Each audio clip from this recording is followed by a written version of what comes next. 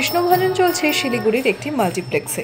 এই প্রথম শিলিগুড়ির মাল্টিপ্লেক্স থিয়েটারে প্রদর্শিত হলো ভগবান শ্রী নরসিংহদেবের ওপর ভিত্তি করে তৈরি একটি পূর্ণ দৈর্ঘ্যের চলচ্চিত্র।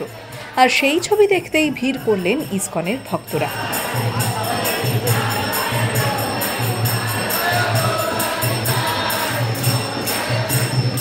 ইসকনের ভক্তদের হৃদয় ছুঁয়ে গেল ভক্তিময় অভিজ্ঞতা। ভগবানের 10 অবতারের মধ্যে নরসিংহদেব এক বিশেষ অবতার। অর্ধসিংহ ও অর্ধমানব রূপে তিনি অবতীর্ণ হন রাজা হিরণ্যকশিপুকে দমন করে তার পরম ভক্ত প্রহ্লাদকে রক্ষা করতে। তাই ভক্তদের আবেগ ছিল বাঁধনহারা। এইরকম ধরনের নরসিংহদেবের মুভি দেখতে কতটা এক্সাইটমেন্ট? ফুল এক্সাইটমেন্ট। আমরা ফার্স্ট শো এটা।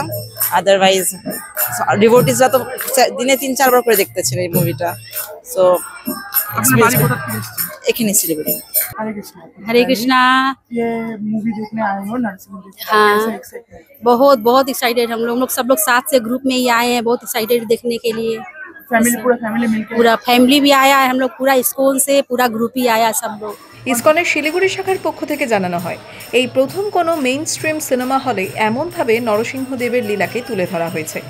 ভবিষ্যতেও তারা এ ধরনের আধ্যাত্মিক চলচ্চিত্র সাধারণ মানুষের কাছে পৌঁছে দিতে প্রতিশ্রুতিবদ্ধ।